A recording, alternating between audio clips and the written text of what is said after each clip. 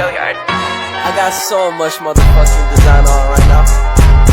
Break it down, bring it back, make it clap. I got 3 old thoughts, new guap, wear that thing. Bitches on my line, and you know they come strapped. Hold up, what it not, 45, scope it cash like whoa. How you fucking with these hoes up? Assalamualaikum warahmatullahi wabarakatuh. Halo everyone, kembali lagi di YouTube channel saya Suci Fadila. Nah, di video kali ini saya akan membahas tentang teori psikologi sastra. Nah, sebelum itu, apa sih teori psikologi sastra itu? Menurut Endaswara tahun 2011 halaman 96, psikologi sastra adalah kajian sastra yang memandang karya sastra sebagai aktivitas kejiwaan.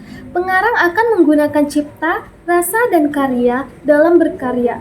Karya sastra yang dipandang sebagai fenomena psikologis akan menampilkan aspek-aspek kejiwaan melalui tokoh-tokoh jika kebetulan teks berupa drama maupun prosa. Nah, konsep dasar dan kriteria pelaksanaan psikologi sastra di dalam pelaksanaan pendekatan psikologis dalam kajian sastra hanya diambil bagian-bagian yang berguna dan sesuai dengan pembahasan sifat dan perwatakan manusia. Berikut ini beberapa konsep dasar dan kriteria yang digunakan pendekatan psikologi sastra. Nah, yang pertama itu, karya sastra merupakan produk dari suatu keadaan kejiwaan pemikiran pengarang yang berada dalam situasi setengah sadar atau subconscious setelah mendapat bentuk yang jelas yang dituangkan ke dalam bentuk tertentu secara sadar atau conscious dalam bentuk penciptaan karya sastra. Yang kedua, mutu sebuah karya sastra ditentukan oleh bentuk proses penciptaan dari tingkat pertama yang berada di bawah alam sadar kepada tingkat kedua yang berada di dalam keadaan sadar. Yang ketiga, di samping membahas proses penciptaan dan kedalaman segi perwatakan tokoh, perlu juga mendapat perhatian dan kajian yaitu berupa aspek makna, pemikiran, dan falsafat yang terdapat di dalam karya sastra. Yang keempat, karya sastra yang bermutu menurut pendekatan psikologis yaitu karya sastra yang mampu menyajikan simbol-simbol, wawasan, perlambangan yang bersifat universal yang mempunyai kaitan dengan mitologi, kepercayaan, tradisi, moral, budaya, dan lain-lain.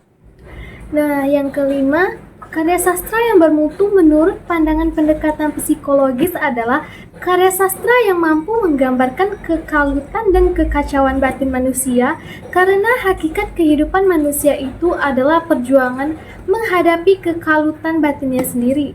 Yang keenam, kebebasan individu penulis sangat dihargai dan kebebasan pencipta juga mendapat tempat yang istimewa. Menurut Sami tahun 1993 halaman 77-78.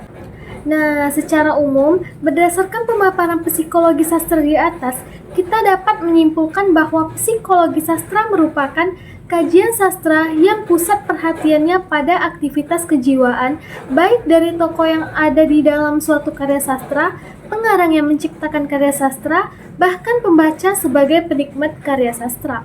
Hal tersebut dikarenakan karya sastra merupakan cerminan psikologis pengarang dan sekaligus memiliki daya psikologis terhadap pembaca. Nah, selanjutnya saya akan membahas tentang pendekatan teori psikologi sastra di dalam sebuah karya sastra. Saya akan mengambil contoh dari puisi Berdiri Aku. Pada puisi Berdiri Aku ini, karya Amir Hamzah mampu mengungkapkan ekspresi kejiwaannya tentang sesuatu yang merusak dalam imajinasi dan pemikirannya tentang pencarian makna hidup dan tentang sesuatu yang menjadi tujuan utama manusia dalam kehidupan ini. Lalu, pengalamannya tersebut menjadi imajinasi yang melahirkan produk kreativitas yang berupa karya sastra dalam puisinya yang berjudul Berdiri Aku ini. Misalnya pada bait pertama, berdiri aku di senja senyap, camar melayang menempis buih, melayang bakau mengurai puncak, berjulang datang ubur terkembang. Pada bait ini, penulis mengungkapkan rasa emosionalnya tentang apa yang ia rasakan pada apa yang dilihatnya. Penantian ini dan perenungan diri terhadap apa yang dilihatnya tentang peristiwa atau kejadian di suatu pantai menjadi pengalaman yang mendorongnya untuk melakukan sesuatu. Begitupun pada bait kedua, angin pulang menyejuk bumi, menepuk teluk mengempas emas, lari ke gunung memuncak sunyi, berayun alun di atas alas. Pada bait kedua ini, penulis mengungkapkan hubungan antara kehidupan manusia dengan peristiwa alam.